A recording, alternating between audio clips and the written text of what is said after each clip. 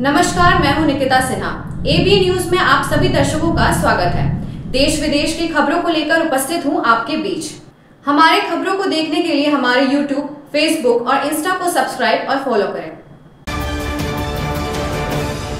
Ghazipur police ने heroin तस्कर जिनेंद्र प्रताप उर्फ मुन्ना की 35 लाख रुपए की संपत्ति को जब्त कर लिया है। यह कार्रवाई उत्तर प्रदेश गिरोहबंद एवं समाज विरोधी क्रियाकलाप निवारण अधिनियम 1986 की धारा 14 के तहत की गई। आरोपी की जब्त की गई संपत्ति मोहल्ला तुलसीपुर में स्थित है। यह 2 मंजिला मकान अभियुक्त की पत्नी सीमा राज के नाम पर था। मकान गाटा संख्या 480 में 70 वर्ग मीटर क्षेत्र में बना है। पुलिस के अनुसार जिनेंद्र प्रताप ने इस जमीन पर दबंगई से कब्जा किया था। गौरतलब है कि कोतवाली थाना प्रभारी की आख्या पर पुलिस अधीक्षक की संस्तुति के बाद जिलाधिकारी ने कुर्की का आदेश जारी किया।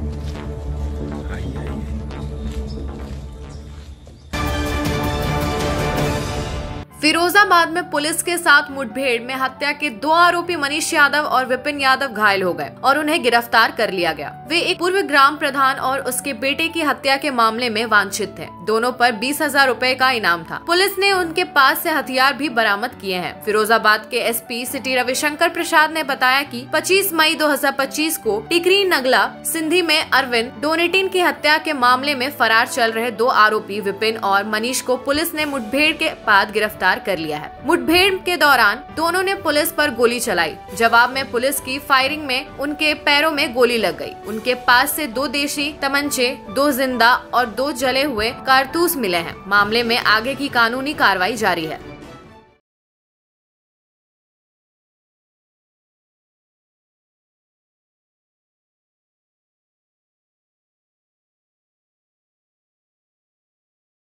टिकरी नगला सिंधी में 25/5/2025 को अरविंद और नितिन की हत्या हुई थी, जिसमें इनके परिजनों के तहरीर के आधार पर उचित धाराओं में अभियोग पंजीकृत किया गया था। उबलाल और उसके लड़कों ने इस घटना को अंजाम दिया था। लगातार इसमें 6 अभियुक्त फरार चल रहे थे। इनके ऊपर 20,000 का इनाम भी घोषित किया गया था। आज सूचना ये मिली कि विपिन और मनीष ये बाधानी गाँव के पास छुपे छुपाए घूम रहे हैं। इस सूचना पे नगला सिंधी पुलिस ने यहाँ दबिश दी है। पुलिस को देखते ही इन दोनों ने पुलिस के ऊपर फायरिंग कर दी। आज प्रच्छाद में पुलिस ने भी फायरिंग की है, जिसके इन दोनों के पैर में गोली लगी है। इनको तत्काल ट्रामा सेंटर में भेजा गया है, जहाँ पुलिस अभिरक्षा में इनका इलाज चल रहा है। इनके पास से जो बरामदगी हुई है, 2 अवैध तमंचा 315 बोर, 2 जिंदा और 2 खोखा कारतूस बरामद हुआ है। फिलहाल इन सब का इलाज चल रहा है पुलिस अभिरक्षा में। इसमें आगे जो भी आवश्यक वैधानिक कार्रवाई हम लोग करेंगे। इनके ऊपर 20,000 का इनाम भी था, जिसमें हम लोग आगे की आवश्यक कार्रवाई करेंगे। दिनांक 27/5/2025 को थाना खुर्जा देहात में एक मुकदमा 201/25 पंजीकृत किया गया था, जिसमें एक व्यक्ति रविंदर पुत्र राजपाल, ये रहने वाला है नंगला चीटी का, इसके द्वारा अपने ही परिवार की एक 6 वर्षीय बालिका के साथ बलात्कार किया गया था। पीड़ित परिवार की तहरीर के आधार पर पुलिस द्वारा सुसंगत धाराओं में मुकदमा पंजीकृत कर लिया गया था। आज सुबह 28/5/2025 को पुलिस को एक मुखबिर खास से सूचना प्राप्त हुई कि यह व्यक्ति जो मुख्य अभियुक्त रविंदर है, यह अपने ही गांव के किसी व्यक्ति के ट्यूबवेल पर सोया हुआ है। इस सूचना के आधार पर थाना खुर्जा देहात की पुलिस पार्टी द्वारा मौके पर जाकर इस व्यक्ति को गिरफ्तार करने का प्रयास किया गया, पर इस व्यक्ति द्वारा अपने आप को जब पुलिस द्वारा घिरा हुआ पाया गया तो पुलिस पार्टी के ऊपर इसने फायर खोल दिया। आत्मरक्षार्थ पुलिस पार्टी द्वारा की गई फायर में यह व्यक्ति घायल हुआ। इसके पैर में गोली लगी है। इसे प्राथमिकी उपचार के लिए सरकारी अस्पताल भेजा गया है। इसके पास से एक अवैध तमंचा, 2 खोखा कारतूस, एक जिंदा कारतूस बरामद हुए हैं। जो बालिका जिसके साथ बलात्कार की घटना हुई है वह अभी गंभीर हालत में मेरठ मेडिकल कॉलेज में है एवं उसका उपचार कराया जा रहा है एवं अग्रिम कार्रवाई पुलिस द्वारा की जा रही है।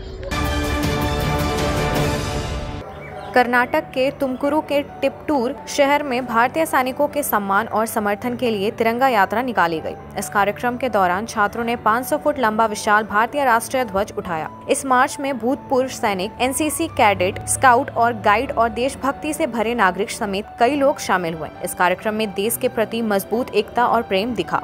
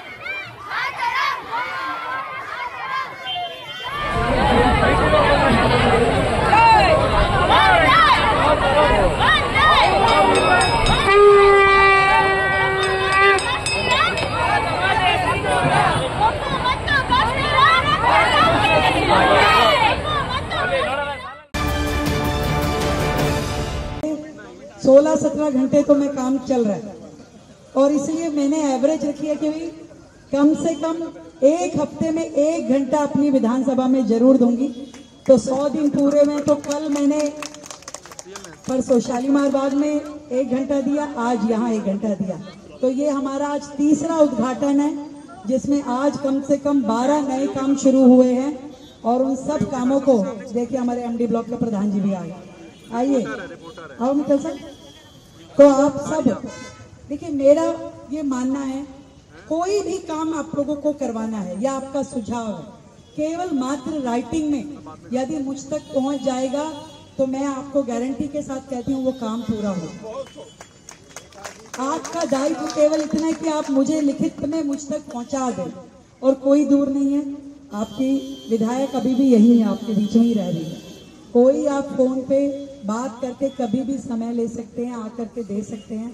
हमारे अधिकारी वहाँ पे 24/7 उपलब्ध रहते हैं और सब लोग मिल करके एक ही ध्येय, वर्षों से हमारे विजय भाई यहाँ पे बड़ी मेहनत करते हैं। अब आया है सुकून का टाइम कि आप लोगों को कह सकते हैं बताओ भाई क्या काम है। सालों तक आप लोग विधायक के चक्कर काटते रहे पर विधायक ने इस क्षेत्र की किसी समस्या का समाधान नहीं किया। हम लोग, मेरा ये टारगेट है, झुग्गी हो, फ्लैट हो, कोठी हो, कुछ भी हो, पूरे क्षेत्र में कहीं का कोई भी काम होगा उस काम को करवाना मेरा दायित्व है। एक साफ सुथरा क्षेत्र हो जहाँ पे जल भराव ना हो, बड़ी ड्रेन, छोटी ड्रेन, सबकी सफाई होनी चाहिए, पेड़ों की ट्रिमिंग होनी चाहिए। तो मैंने पार्षद जी के जिम्मे कह दिया, अभी देखो सारे अधिकारियों को ताकीद दे दी गई है, कोई काम रुकेगा नहीं। अभी तो सीपी ब्लॉक के वरिष्ठ नागरिकों की लाइट, जो सालों से उनके यहाँ जो वरिष्ठ नागरिक केंद्र था उसमें लाइट नहीं थी और वो लाइट लग गई, वो लाइट लग गई। अब आपकी अपनी विधायक, एक थी आपकी विधायक, एक है आपकी अपनी विधायक। तो आपकी अपनी विधायक वो सभी काम, पूरे शालीमार बाग विधानसभा में 15 जगह आरोग्य मंदिर खोले जा रहे हैं। मतलब that will be A mini hospital या बड़ी डिस्पेंसरी आप मान लीजिए। तो छोटी मोटी कोई भी तरह की तकलीफ का इलाज वहीं आपके नियर बाय में हो जाएगा और वो भी फ्री ऑफ कॉस्ट। तो मैं यहाँ पे देखिए अधिकतर कोठी वाले ब्लॉक के भाई भी खड़े हैं, मेरा निवेदन है अपने घरों पे आप सोलर सिस्टम लगवाइए। सरकार की ओर से 1,08,000 रुपए की सब्सिडी दी जा रही है 3 किलोवाट पे। तो आप लगा लीजिए, 2 साल में आपकी कॉस्ट भी पूरी हो जाएगी और बिजली का बिल भी 0 हो जाएगा और एक्स्ट्रा बिजली आ जाएगी, जिसको हम सरकार की ओर से खरीद भी लेंगे। तो कहते हैं ना, आम के आम और गुठलियों के दाम। तो आपकी बिजली बिकेगी भी, खर्चा भी निकल जाएगा और आपके प्लांट की कॉस्ट भी 0 निकल आएगी। तो मैं आप सबको निवेदन करना चाहती हूँ, इस दिल्ली को ग्रीन एनर्जी पे लेके जाना है और ग्रीन एनर्जी पे लेके जाने के लिए आप सबका समाधान, आप सबका साथ बहुत जरूरी है। एक बार फिर से इस क्षेत्र के 100 दिन का कार्यकाल पूरा होने पे आप सबका जो आशीर्वाद मुझे मिला, उसके लिए थैंक यू सो मच।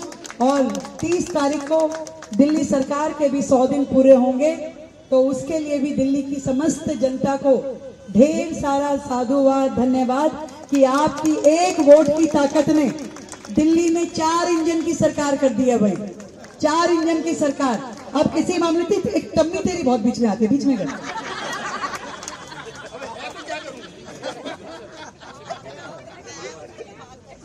एक मिनट। तो 4 इंजन की सरकार जो है, ये 4 इंजन की सरकार जिसमें केंद्र सरकार, राज्य सरकार, एमसीडी और एलजी, ये सभी लोग मिल करके एक ही ध्येय, दिल्ली विकसित दिल्ली।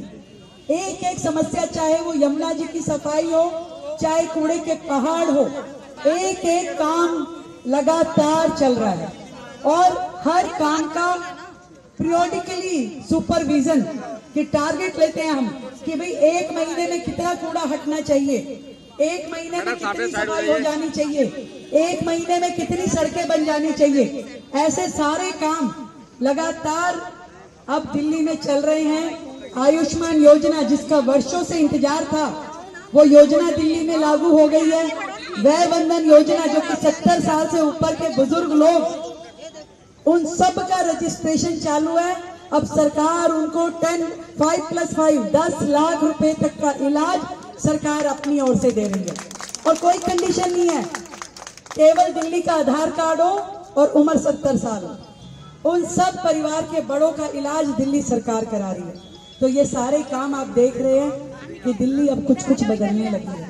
ये आप सबका विश्वास है और हमारा सरकार के नाते थोड़ा थोड़ा प्रयास है। और ये स्लम के जितने हमारे भाई बहन हैं, मैं फिर से दोहराना चाहती हूँ, जितने लोग हमारे झुग्गी बस्तियों में रहते हैं, सरकार पूरी तरह संकल्पित है कि एक एक झुग्गी को उनको मकान दिया जाए और जब तक मकान नहीं मिलता तब तक पूरी सुविधाओं के साथ में, शौचालय हो, स्नान घर हो, नाली खड़ंजा हो, सारी सुविधाएं उन्हें मिले और साफ सुथरे माहौल में वो लोग रहें। ये हमारा पूरी तरीके से वो है, लक्ष्य है, प्रतिबद्धता है। आप सबको ढेर सारी बधाई, शुभकामनाएं।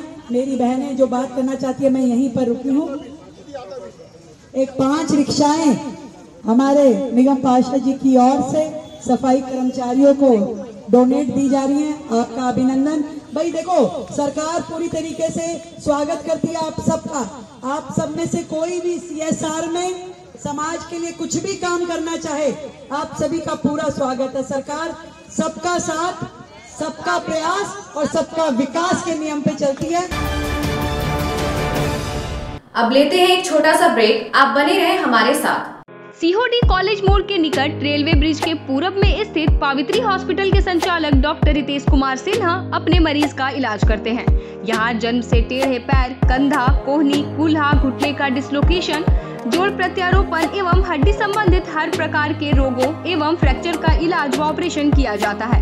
इस हाइजेनिक हॉस्पिटल में ultra modern 2 operation theatre, CR machine, post operative ICU, digital X ray, ECG, pathology pharmacy, oxygen supported bed, general ward, AC और नॉन AC केबिन की सुविधा उपलब्ध है। तो हड्डी संबंधित किसी भी रोग के लिए पावित्री हॉस्पिटल डॉक्टर रितेश आयुष्मान योजना के तहत इलाज करते हैं। इस अस्पताल में 2 जनरल फिजिशियन डॉक्टर विकास कुमार और डॉक्टर आफ्ताब अंसारी भी अपनी सेवा देते हैं।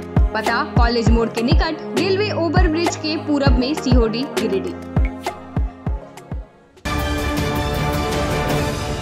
उच्च क्वालिटी का सोलर लगवाएं, बिजली बिल बचाएं और निश्चित धन कमाएं। प्रधानमंत्री सूर्य घर मुफ्त बिजली योजना के तहत झारखंड, मध्य प्रदेश, पश्चिम बंगाल और महाराष्ट्र के नागरिक अब अपने घर पर सोलर पावर प्लांट लगाकर न केवल मुफ्त बिजली प्राप्त कर सकते हैं, बल्कि अतिरिक्त बिजली बेचकर लाभ भी कमा सकते हैं। इस योजना में 78,000 तक की सब्सिडी, 300 यूनिट तक मुफ्त बिजली, 25 साल की गारंटी और 5 साल की फ्री सर्विसिंग का भी लाभ मिलेगा। 50 रुपए प्रति किलोवाट की दर से आवासीय, इंडस्ट्रियल, कमर्शियल स्थानों पर 1 किलोवाट से 2 मेगावाट तक के ऑन ग्रिड, ऑफ ग्रिड और हाइब्रिड सोलर पावर प्लांट लगाएं। इस मौके का फायदा उठाकर आप जिला और ब्लॉक चैनल पार्टनर बनकर भी लाभ कमा सकते हैं। अधिक जानकारी के लिए मिले अजा बिहारी अंकुर प्राइवेट लिमिटेड, महिला कॉलेज के निकट, बरगंडा, गिरिडीह।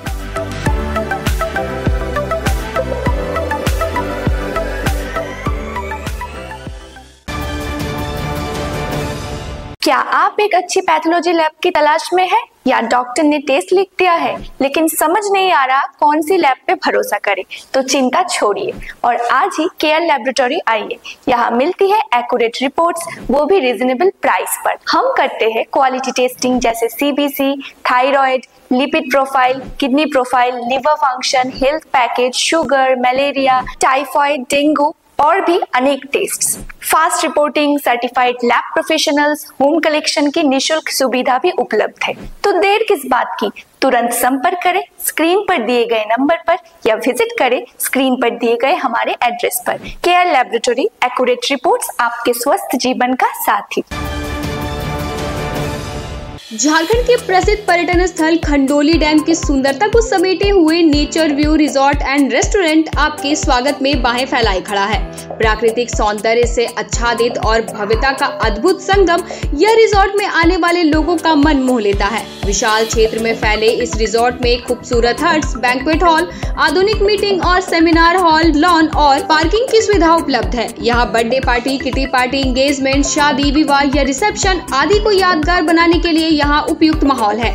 यहाँ के लजीज व्यंजन आपकी स्वानेंद्रियों को नया अनुभव देंगे, जिनमें Indian, tandoori, south Indian, Chinese जैसे और भी कई स्वादिष्ट विकल्प शामिल हैं। पूरे परिवार के साथ मनोरम दृश्य के बीच स्वादिष्ट भोजन का आनंद लेने का यह अनुभव आपके दिलों में बस जाएगा। तो देर ना करें, झारखंड के गिरिडीह जिले के खंडोली डैम स्थित इस मनोरंजक स्थल का दौरा करें और अपने जीवन के कुछ अनमोल पल को यादगार बनाएं। ब्रेक के बाद आपका एबीएन न्यूज में स्वागत है। देखिए, 31 मई को जो विशाल महिला सशक्तिकरण सम्मेलन आयोजित हो रहा है, सबसे बड़ा आकर्षण देश के प्रधानमंत्री जी का उस सम्मेलन में उपस्थित होना है। पूरे प्रदेश भर की लगभग 2 लाख से अधिक बहनों का समागम होने जा रहा है, जिसके आतिथ्य सत्कार की जिम्मेदारी इस बार हमारे नेतृत्व ने महिलाओं को सौंपी है। तो स्वाभाविक रूप से महिलाएं उत्साह से भरी हुई है, आत्मविश्वास के साथ इस बहुत बड़े भरोसे को पूरा करने के लिए जो जिम्मेदारी पार्टी तय कर रही है उसका निर्वहन करने का संकल्प लेकर आज की इस बैठक से वो गई हैं। हम आने वाले समय में लगातार बैठ के करेंगे, कार्यक्रम स्थल पर बैठ के करेंगे और सभी क्षेत्रों में अलग अलग हमारे बहनों की जिम्मेदारी तय करके उनकी टीमों के साथ उनको प्रशिक्षण भी देंगे कि कहाँ किस क्षेत्र में बहनों को, जैसे आवास व्यवस्था, भोजन व्यवस्था, पार्किंग व्यवस्था, पानी की व्यवस्था, बैठक व्यवस्था, इन सब में अलग अलग बहनों की जिम्मेदारी होगी। उनकी टीमें काम करेगी और उनको हम व्यवस्थाएं देंगे कि किस प्रकार से उन्हें आने वाली बहनों का आतिथ्य सत्कार करना है। आज मंत्रिमंडल सचिवालय के माध्यम से हम लोग को चिट्ठी मिली थी, जो महिला संवाद कार्यक्रम हो, अम्बेडकर संवाद कार्यक्रम हो और नगर निगम का जो कार्यक्रम है नगर परिषद क्षेत्र का, वो माननीय प्रभारी के माध्यम के अध्यक्षता में या उनके निगरानी में होगा। उसी के तहत आज 28 तारीख को पहले वहाँ बिशनपुर पंचायत हम गए थे, फतेहपुर, मुसहरी और रामटोला, वहाँ पर अम्बेडकर संवाद कार्यक्रम किए। सरकार के द्वारा जो लक्ष्य, जो इंदिरा आवास, प्रधानमंत्री आवास, 3 डिसमिल 5 डिसमिल जमीन, शौचालय और जिसको राशन कार्ड नहीं बना था, माने जो भी योजनाएं हैं योजना की समीक्षा हुई और जो लाभुक था इंदिरा आवास, प्रधानमंत्री आवास की, उसको घर की चाबी दिया गया, शौचालय की चाबी दी गई और वहां से आकर के यहाँ इंद पे आए हैं। यहाँ महिला संवाद कार्यक्रम था माननीय मुख्यमंत्री का जो खास करके बिहार की बेटियों पर, बिहार की महिलाएं पर जो भरोसा है, उनके लिए महिला संवाद कार्यक्रम था, महिला के सशक्तिकरण के लिए। उसी संबंध में जीविका दीदी के माध्यम से जो उनके सतत जीविकोपार्जन के तहत जो भी जो कठिनाई थी और सतत जीविकोपार्जन के माध्यम से जो उसकी खुशहाली आई है, उन्होंने शेयर किए हम लोग के साथ। और हम भी जो महिला को 50% नगर निगम में आरक्षण, एकल पद पर 35% आरक्षण, बिहार पुलिस में 33% आरक्षण और जीविका दीदी का जो आज के दौर में लोन की सुविधा में, लोन जो महंगा था वह कैबिनेट से पास हो गया, कम पैसा में उसको कम ब्याज दर में अगले माह से लोन भी स्वीकृति होने लगेंगे।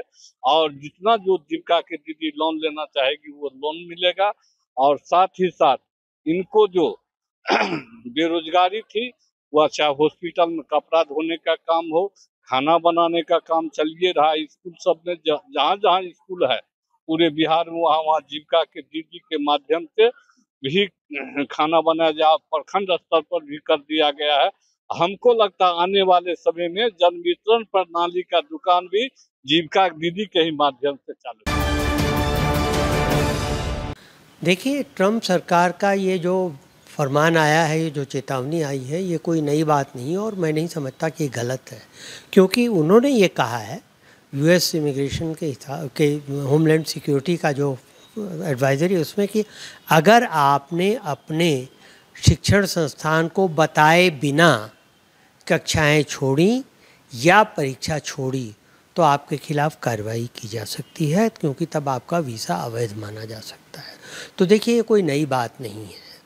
वीज़ा, हर देश में वीज़ा देने का एक उद्देश्य होता है और अगर आप उस उद्देश्य को पूरा नहीं करते, उसके बजाय कोई दूसरा काम करने लगते हैं, तो निश्चित है कि आप वीज़ा के पर्पस को फॉलो नहीं कर रहे हैं, तब आप इलीगल हो जाते हैं। ये और सरकारें, सिर्फ यूएस की नहीं, हमारी सरकार भी करती है, क्योंकि मेरा अपना अनुभव है। यहाँ पर कई लोग जो स्टूडेंट वीज़ा से आते हैं, जैसे अफ्रीकी देशों से, खासकर नाइजीरिया वगैरह से, यहाँ पे अपनी क्लासेस बंक करते हैं, यहाँ पे वो एग्जामिनेशन छोड़ते हैं, ड्रग्स का कारोबार करने लगते हैं। तो निश्चित तौर पे वो अपने वीज़ा के प्रयोजन का उल्लंघन कर रहे हैं और उनको वीज़ा रद्द करके भेजा भी जा सकता। कई बांग्लादेशी जैसे देखिए विजिट वीज़ा पे आते हैं, यहाँ काम करने लगते हैं। तो ये कोई नई बात नहीं, न कोई गड़बड़ बात है। अगर आपकी नीयत साफ है तो आप अपने शिक्षण संस्थान को बता दीजिए कि भाई हम इस कारण से इतने दिन तक कक्षा नहीं अटेंड कर पाएंगे या इस कारण से हम ये परीक्षा नहीं दे पाएंगे, उसके बाद दे सकते हैं। लेकिन अगर आप बताते नहीं तो इसका मतलब आपकी नीयत में खोट है।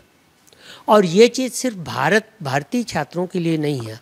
हालांकि भारतीय छात्रों की संख्या ज़्यादा है। पिछले साल 1,40,000 से ज़्यादा भारतीय छात्र वहाँ पर 2023-24 में एडमिट किए गए, उनको वीज़ा मिला उसका।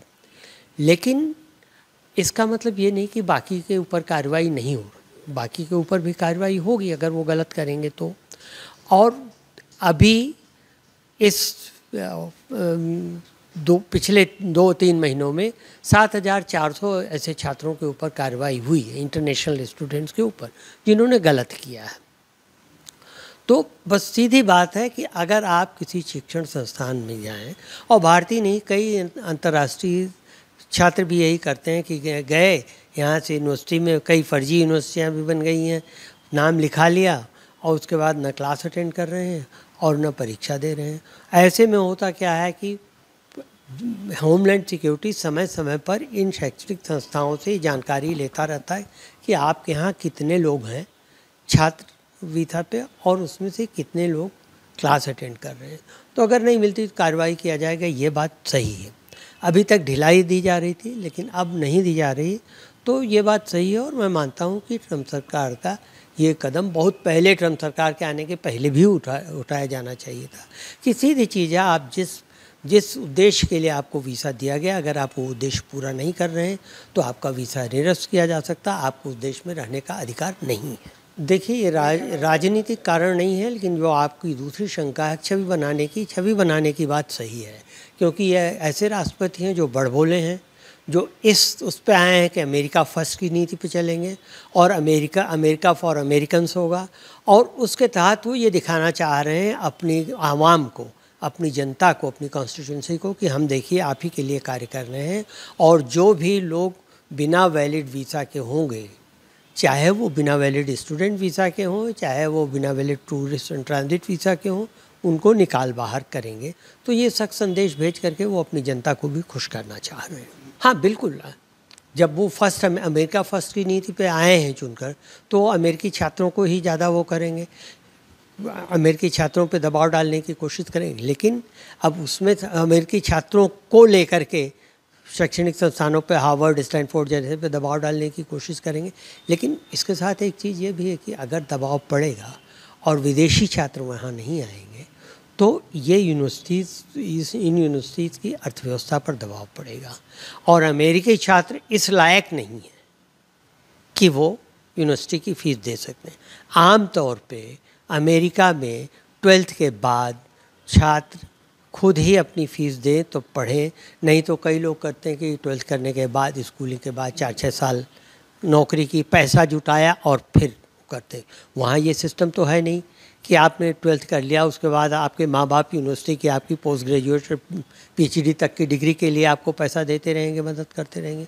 वहाँ तो 12th के बाद आप घर से बाहर निकलिए।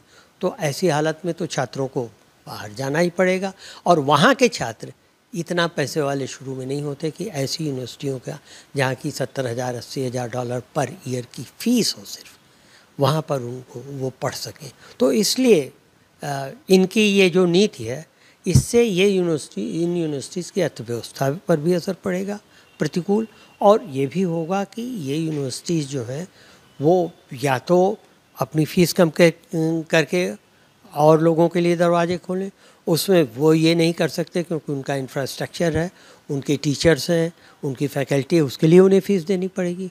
तो ये बहुत ही दुरूह मामला है और इसके प्रभाव दूरगामी हो सकते हैं। देखिए बिल्कुल अमेरिका की छवि को इससे धक्का लगेगा। एक दूसरी चीज़ ये कि अमेरिका की अर्थव्यवस्था में इन लोगों का बड़ा योगदान है, अंतर्राष्ट्रीय छात्रों का, उनको धक्का लगेगा। सीधे नहीं, इनडायरेक्टली धक्का लगेगा, सीधे तो यूनिवर्सिटीज़ को लगेगा। और तीसरी चीज़ ये है कि इससे डी-डॉलराइजेशन जो कह रहे हैं वो बढ़ेगा, क्योंकि जब अमेरिका जाएंगे नहीं लोग तो डॉलर पर उतनी डिपेंडेंस नहीं रहेगी, तब दूसरी जगह आप वो करेंगे। और जब जाते हैं तो डॉलर ले जाते हैं, वहाँ जमा करते हैं। अगर वो नहीं जमा होगा तो डॉलर की सर्कुलेशन कम होती जाएगी, और दुनिया में अभी भी डी-डॉलराइजेशन का एक वो चल रहा है आंदोलन टाइप, तो फिर उसकी वजह से भी अमेरिका को धक्का पहुंचेगा। लेकिन ट्रंप तात्कालिक प्रभाव में समझते हैं, तात्कालिक परिणाम चाहते हैं, दूरगामी परिणाम को वो नहीं सोचते। आज के अंक में बस इतना ही, फिर मिलेंगे अगले अंक में कुछ नई खबरों के साथ। तब तक के लिए दीजिए पूरे ABA टीम को इजाजत। धन्यवाद।